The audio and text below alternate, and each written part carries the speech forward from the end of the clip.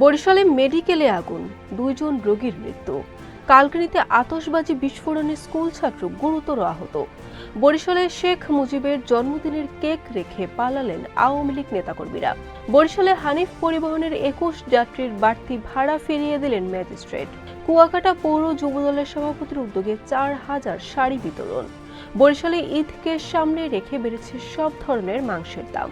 আসসালামু আলাইকুম, বরিশাল নিউজ থেকে রাত 9টার শীর্ষ সংবাদে আমি ফারহানা করিম তুলি। এতক্ষণ শুনলেন সংবাদ শিরোনাম, এখন বিস্তারিত। বরিশাল শেরে বাংলা মেডিকেল কলেজ হাসপাতালে অগ্নিকাণ্ডের ঘটনা ঘটেছে। এতে 2 জন রোগীর মৃত্যু হয়। আগুন নেভাতে গিয়ে আনসার সদস্য সহ 6 জন অসুস্থ হয়েছেন। মঙ্গলবার রাত 11টার দিকে হাসপাতালের নতুন ভবনের 5ম তলার মেডিসিন ওয়ার্ডের একটি কর্নারে এই অগ্নিকাণ্ডের ঘটনা ঘটে।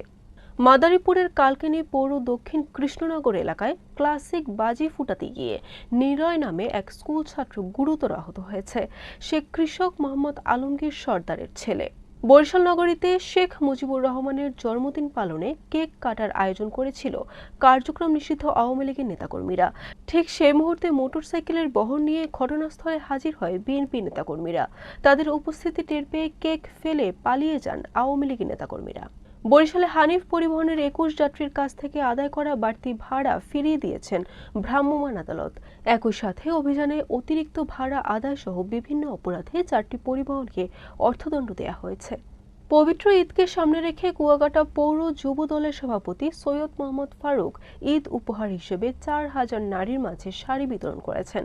ঈদের আনন্দ সবার মাঝে ভাগাভাগি করে নিতে এ শাড়ি বিতরণের উদ্যোগ গ্রহণ করেন। পবিত্র ঈদ উল ফিতর উপলক্ষে বরিশালের বাজারে বেড়েছে সব ধরনের মাংসের দাম, তবে সবজির দাম কিছুটা কমেছে। বুধবার সকাল থেকে নগরীর বাংলা বাজার, সাগরদী বাজার, নতুন বাজার ও পোর্ট রোড বাজার ঘুরে এই চিত্র দেখা গেছে। বরিশাল নিউজ।